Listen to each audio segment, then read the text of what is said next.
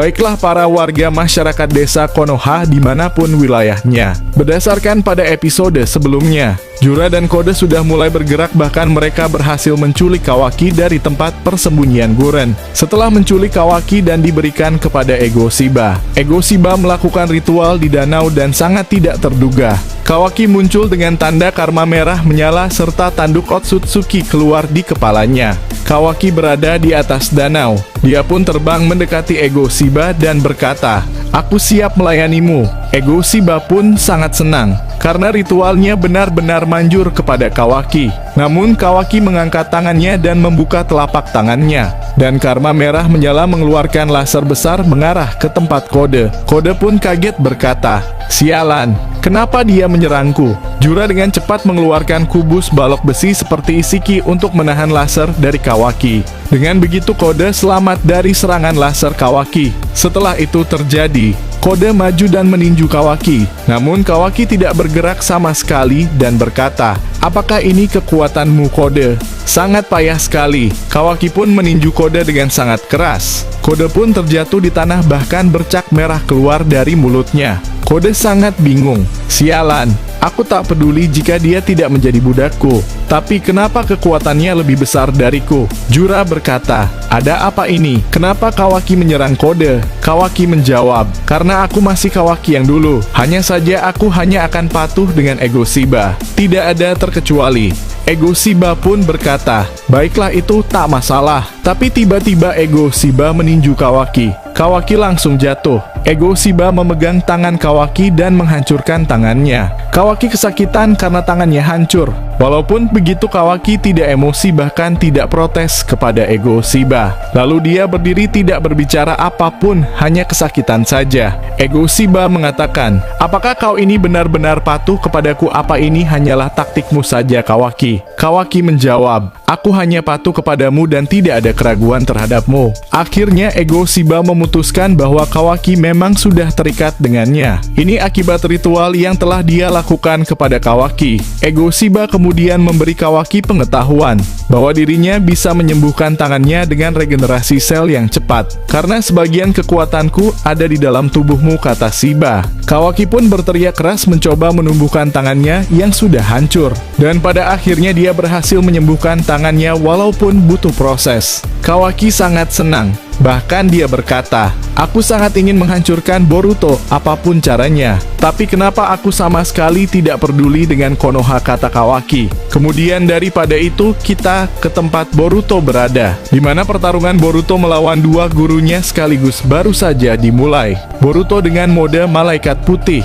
sedangkan Toneri dengan mode cakra tensegan dan Sasuke mode Susanoo Armor. Ini benar-benar ujian terakhir bagi Boruto yang benar-benar dalam pertarungan tingkat tinggi. Toneri kemudian mengeluarkan elemen tanah dan menciptakan golem raksasa yang sangat besar. Boruto pun berkata, "Lagi-lagi aku harus melawan raksasa. Ini benar-benar membosankan."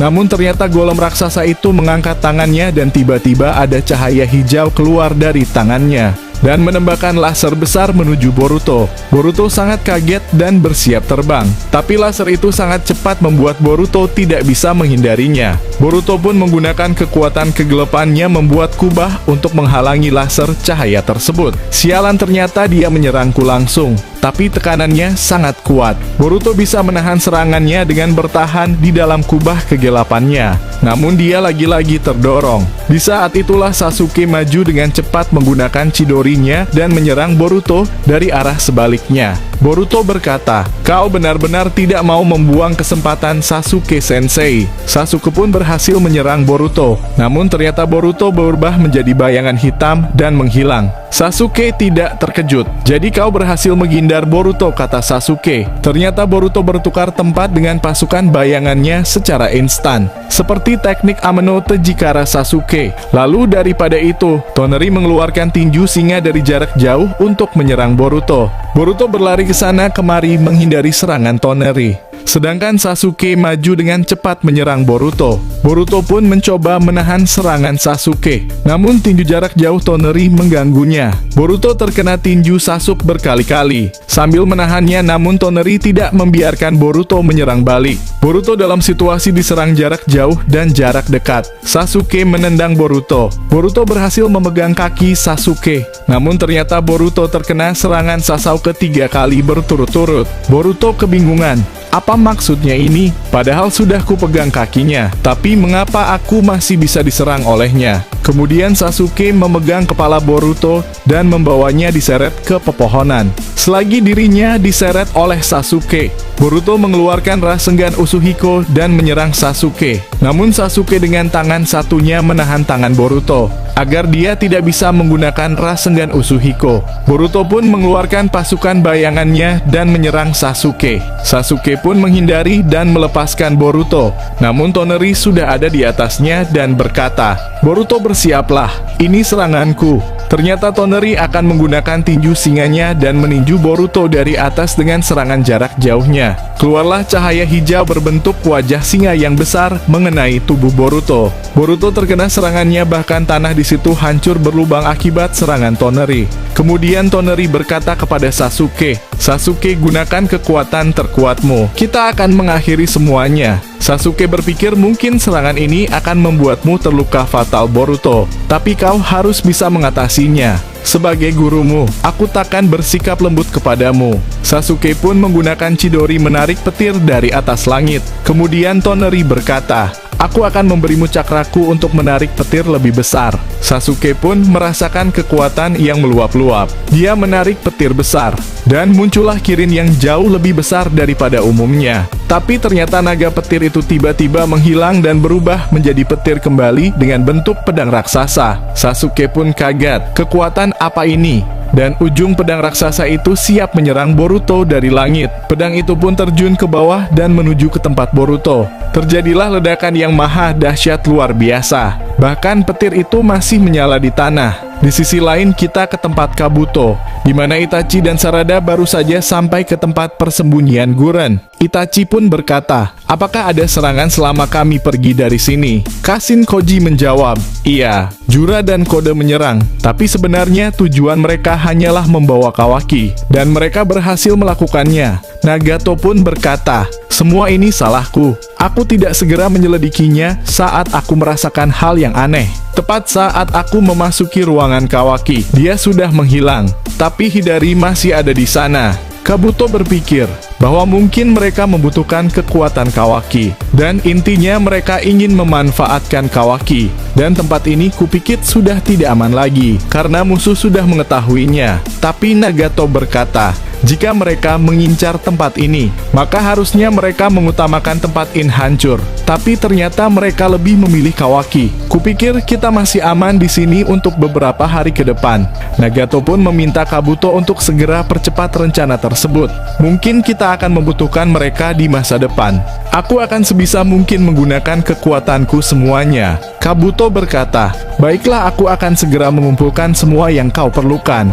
Kemudian Itachi berkata kepada Kabuto, "Kau serius akan melakukan rencana Nagato?" Kabuto berkata, "Iya, mungkin saja Jura memiliki pasukan yang benar-benar kuat untuk menjaga desa Konoha. Jadi kita harus mempersiapkan semuanya." Kemudian Sarada berkata, "Paman, apakah kau sedang sibuk sekarang?"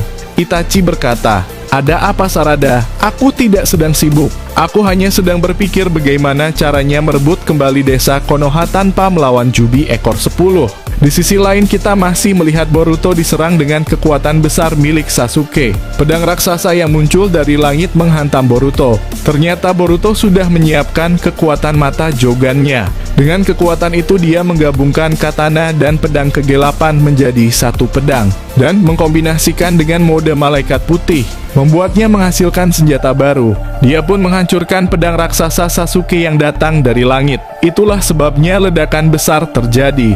Sasuke dan Toneri pun berkata, "Kurasa dia sudah benar-benar menguasai mode malaikat putih." Boruto pun muncul dengan senjata barunya. Bahkan Boruto terlihat tidak terluka sama sekali. Kaguya yang melihat Boruto sangat terkejut. Toneri pun mengatakan, "Baiklah Boruto, ujianmu sudah berakhir. kau sudah berhasil membangkitkan mode malaikatmu atau bisa dibilang kekuatan penuh Jogan. Boruto pun berkata, tapi Sensei, aku merasa belum bisa menguasai semuanya. Toneri menjawab, kau nanti akan bisa menguasai semuanya. Tugasku adalah mengantarkanmu mencapai kekuatan penuh Jogan. Selebihnya, kau pelajari sendiri. Kaguya pun mengatakan, Otsutsuki Boruto, kau yang sekarang harusnya sudah siap untuk melawan ego Shiba. Tetapi Boruto berkata, mungkin kau benar, tapi aku perlu mendalami lagi kekuatanku. Apalagi ini pertama kalinya aku menggunakan mode malaikat. Jadi aku akan kembali ke tempat teman-teman dan membuat rencana terlebih dahulu. Kemudian Kaguya berkata, jadi apakah kau ingin menguji sekali lagi mode malaikatmu itu? Boruto berkata, iya kau benar. Akhirnya Kaguya berkata, maka aku akan melawanmu Boruto. Boruto pun mau tidak mau harus melayani Kaguya dan berkata, baiklah. Tapi setelah ini aku akan menuju ke tempat teman-teman dan merebut kembali Konoha. Kaguya berkata, lakukan sesukamu Boruto. Dan episode ini berakhir. Kita akan melanjutkan di video selanjutnya.